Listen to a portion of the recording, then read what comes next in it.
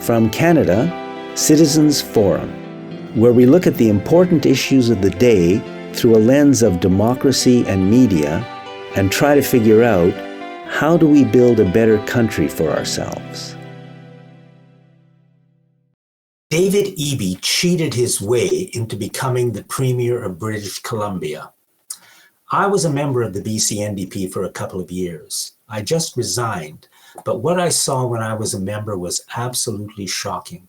It is unbelievable how the BC leadership gang operates, and I think all the big political parties in Canada are pretty much the same, undemocratic and corrupt. And when I say corrupt, I mean they are lying phonies who pretend to work for the people, but who really work for big business and the 1%. In the BC NDP, in my opinion, the leadership gang does not give a damn about the party members or the public or the voters.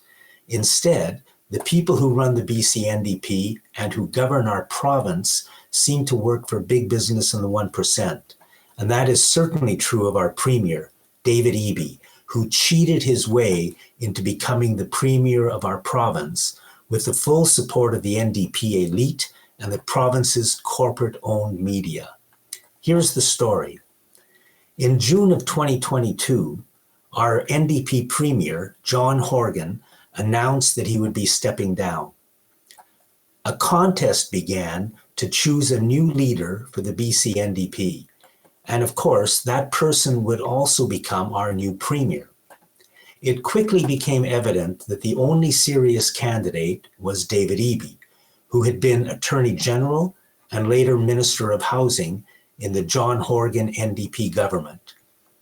It looked like an easy win for David Eby. He was a member of the province's political elite, and the corporations that run British Columbia knew that David Eby could be trusted to continue the massive environmental destruction of open pit mining, clear-cut logging, fracking, and LNG that BC's economy has been based on for decades. The corporations also knew that Mr. Eby could be counted on to keep corporate taxes low and taxes on the rich low. So big business and the corporate media and the NDP elite loved David Eby, and he looked like a shoo-in to win the leadership race and become BC's next Premier. But at the last minute, an NDP activist entered the race. Her name was Anjali Appadurai.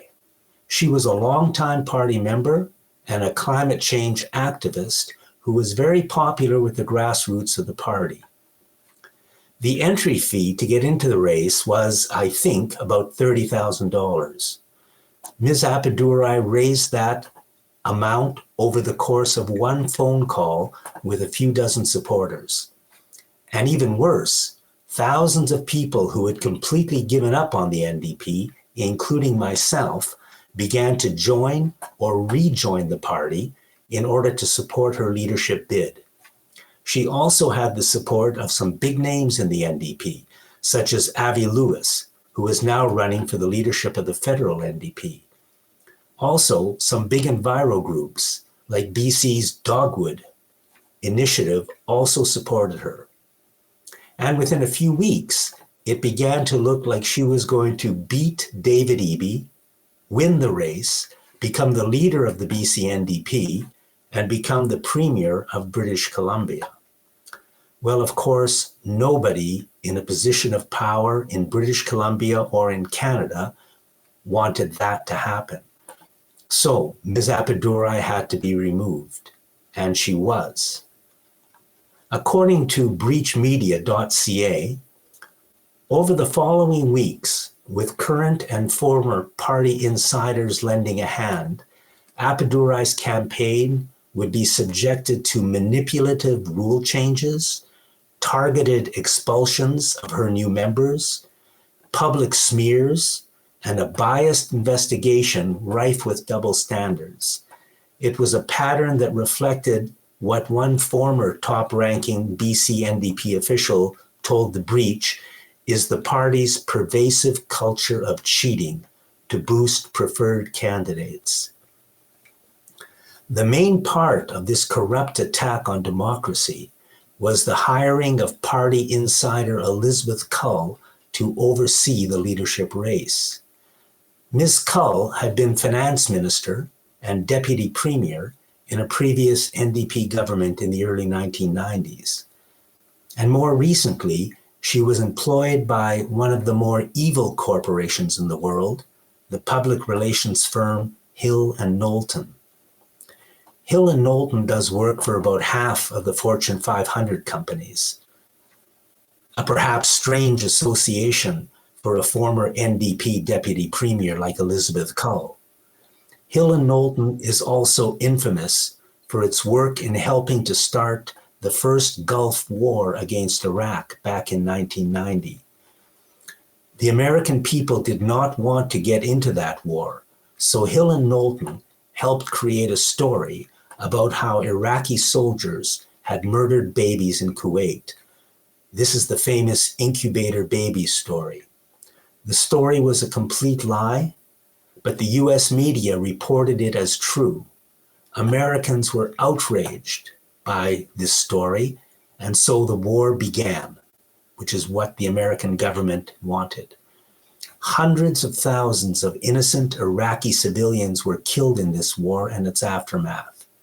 That is the company that Elizabeth Cull worked for when she was hired to oversee the BC NDP leadership campaign and make sure that Anjali Appadurai did not become the Premier of British Columbia, and to make sure that David Eby did become our Premier. According to Breach Media, Appadurai's campaign would be subjected to manipulative rule changes, targeted expulsions of new members, double standards, and a biased investigation. It was a pattern that reflected the party's pervasive culture of cheating. According to Ms. Appadurai, at a certain point, it became clear that the number of memberships that I had brought into the party exceeded that of David Eby. And when it seemed like she would win, the pieces were put in place to disqualify me from the race. And that is how things really work in Canada. It's also worth noting that British Columbia's corporate-owned media completely supported the removal of Ms. Appadurai from the race. They constantly let the NDP call her a cheater, and all the corporate journalists linked her to the idea of cheating, as if anything told by the NDP had to, of course, be true. Because, of course, the owners of the big media did not want a climate change activist to be the Premier of British Columbia. That's Bell Media, Global News, Shaw, Rogers, and the CBC. And of course, the CBC was as bad or worse as any of the other corporate media. One CBC headline read, Anjali Appadurai was disqualified after internal BC investigations found she broke campaign rules. They said this without mentioning Hill Knowlton or without mentioning how totally corrupt and undemocratic the leadership gang of the NDP is and has been for decades. Thank you, CBC, for one more betrayal of the people who trust and believe you. In the end, the party leadership gang voted to remove Anjali Appadurai from the race and gave the victory to David Eby, who is now our Premier. And those are the people and the party who now govern British Columbia.